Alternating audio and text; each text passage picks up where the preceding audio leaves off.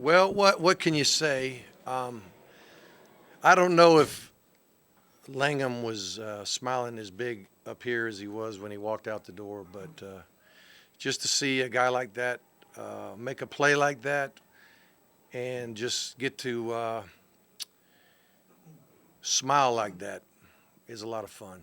And we had a wonderful celebration in the locker room. It was a long time coming for our players, coaches, administration, but certainly a long time coming for our fans. And I'm probably most happy for them because they are a true orange and green fan base. And the ones that were here today especially got here early, were loud and proud the whole time, pregame warm-up. They were kicking butt. And just their presence was felt by our team and by me personally. And we just, it doesn't matter how you win a game like this.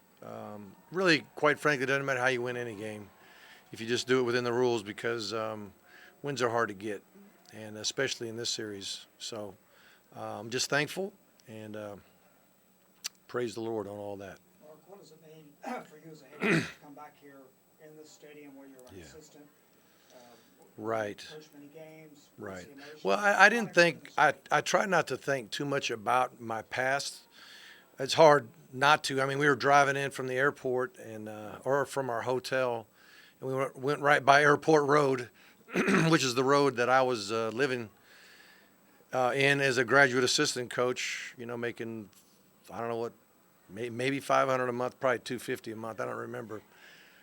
So I couldn't help but remember those kind of little things. And walking in the stadium, certainly a beautiful venue, a little bit different than the last time I saw it, and certainly different than when I first got to Florida State. It was an erector set back then, as you all know, and now it's one of the more beautiful places to play. But it was more about the players, it was more about the fans, it was more about just finding some way to win it. And we were just so miserable on offense in the first half, but the defense played so valiantly to make it 3-0 at half, and then we finally get a lead, and it looks like we're in good shape. And then they go ahead and I guess tied, and then took the lead again. I can't remember exactly how it went, but and then in the I guess we took another lead.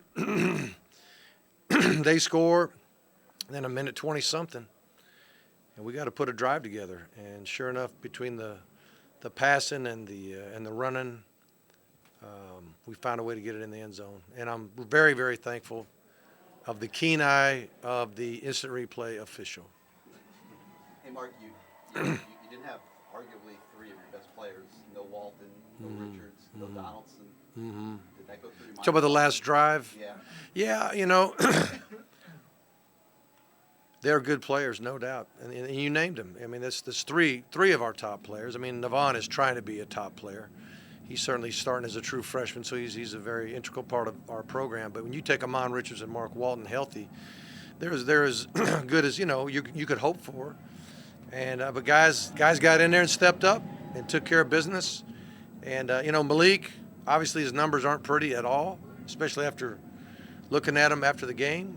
But like I said before, the stats really don't matter. What matters is making the play. We talked about it. You got to make the play in games like these when they present themselves, and you got to play physical, and you got to win the turnover battle. And I think we did all three of those things. Mark, what was different about the team this year to be able to make those plays? Well, I don't know. I mean, I've only been here 2 years, and I think last year we were still feeling our way around a little bit, maybe as a team, as a coaching staff.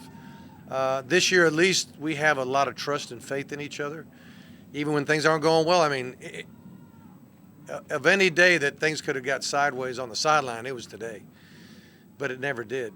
And it's a tribute to Manny Diaz and his leadership on the defense and all those coaches and the players themselves. They were very encouraging to the offense. And then when the offense took the lead and then the defense gave up a score, I mean, it was vice versa. So I think we do really care about each other. I think we are a very strong team as far as unity. And we just kept saying we are going to win this game some way, somehow. And that's all we said at halftime, and it came true. Coach, obviously, Chad and D-Jack said this wasn't a destination, that this was just right. one rung on the ladder. So No doubt. I mean, we definitely would love to end up in Charlotte to play for the championship. And, Miami's never represented in that game. We obviously have a long way to go, but, being 2-0 is a good start. But got the meat of our Coastal Division coming up, and obviously, Georgia Tech's, resting up pretty good right now, where we've exerted every ounce of energy you could hope for. And so, the good news, we'll be home. I know our fan base is going to be there to support us and give us the juice we need. But there's a long way to go as far as that race. Coach, just your second year at the helm, what does it mean to you just to be the one to end this run of Florida State dominance in Bill Penn State? Well, it's really not me. It truly, you got to have leadership. There's no doubt about it. And the head coach is the face of the program and all that good stuff. But if you don't hire good people and they don't do their job, I am game planning again. I'm coaching QBs with my son again. I'm calling plays again. So I'm coaching. I'm busy. All right. So I'm not overseeing I'm not micromanaging everything that's going on. Everybody understands the standard that's been set. But they got to do their job. And if they don't do their job, I can't do my job well.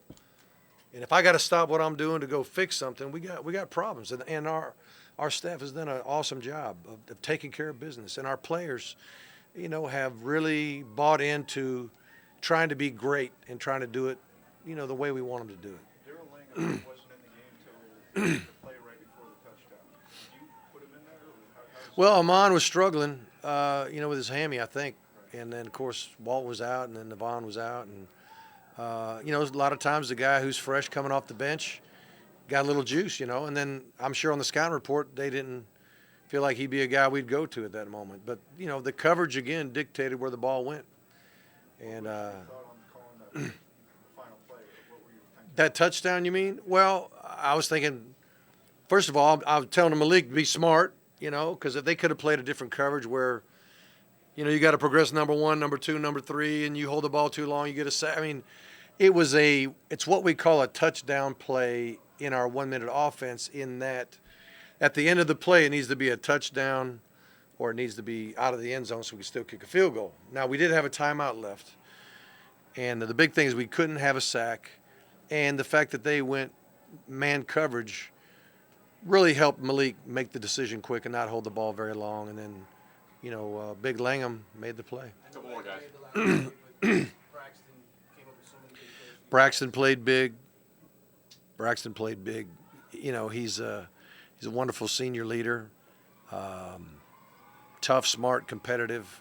And, so far, he got 5 TD passes this year. I think he got 3, one at least in every game. He had 3 and then 2 more today, I think. And, ball had to be placed right, had to be protection, but you got to make the play. And Braxton's been doing that for us. I'm proud of him. Yes, go ahead. Go ahead, Susan. I'll stick around a minute. This is fun. Some days I got to go. Not today. Mark Walton struggled today. Was that because he was hurting and obviously again? He was still struggling. With his health. He felt better than a week ago going in, but it's hard to just play this type of game with elite athletes on both sides of the ball and not be at 100% health, and so he struggled. You've seen Malik play well this year, but this is obviously the biggest stage he's been on as the Right. starting quarterback. What did he show you? Well, he didn't give up. He didn't give up on himself. He didn't give up on us as a staff. He kept hanging in there, and we were going to hang in with the guy. I'm not a big quick trigger guy or quick hook guy. I think there's always reasons why things aren't going well, and sometimes it's just the ball placement of the quarterback. Sometimes it's his decision. Sometimes it's protection. Sometimes guys run the wrong route. there's so many things that could be the reason why we're not throwing and catching like we should. Maybe a pretty good defense, and we didn't make many contested catches. They played a lot of tight coverage, whether it was 1 high man coverage or 2 high man coverage. They were locking up on us, and we really didn't separate very well very often, but we did it just enough to win. Mark, the clock's ticking down, and you call 2 running plays to Travis Homer with the Right. game on the line. Talk about Right. Well, they were playing a lot of 2 deep man under. 2 deep man under, that means there's 5 guys left.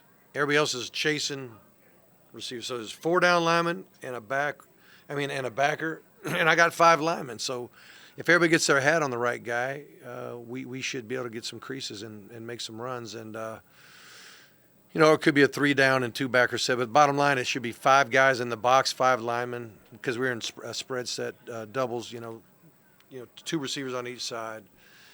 And we still had, a timeout too. You know, the one time when I was getting ready to call a timeout because I thought it might be short of a first down, and when it turns out to be a first down, I was like, no, I don't want the first down because the clock stops obviously on a first down temporarily, and so we didn't have to use it. But you know, the other thing that I don't know if everybody knew or not, but if that was overruled, the ball was going to go back to the 16-yard line. I don't know if you all knew that or not. So it wasn't going to be on the inch line because we celebrated. You know, good reason to celebrate, but that's could get you beat. And then what happened? We had to kick it deep. We had to kick it off. Okay, that was dangerous. So that 15-yard penalty, you know, if that guy makes a house call because we had to kick it deep, when if we had a normal down distance, maybe we squib it. You know, I don't know what we would have done, but with the strategy, it would have been different. We had to kick it deep because we're back on our 20, and we can't let them just down the ball and take a shot in the end zone and have a chance to win the game. So we got to learn to know when to celebrate. But I will say this: when we got turnovers, they did wait till they got to the sideline to take their helmet off. So they're getting better. Anybody else? Last one? Yeah. You've been a part of so many games like this. How does this now become kind of a building block? Right. moving forward? Well, it's got to give a team confidence that you can win in a hostile environment against a great team. And Florida State is a great team. And there's no question about it. Anybody who hooks up with them knows that Florida State's a great team. They're only going to get better with Blackman. I mean, Blackman played great. And it was a tribute to Coach Fisher to get a true freshman to play as well as he did. But it's just it's great for morale. Obviously, it's great for momentum. It's great for recruiting. And you know, we want to get back to where when we hook up with anybody, people know that we got a chance to be, you know, one of the better teams in the country. And we're working towards that. We're not there yet, but we're getting there. Okay, thank you.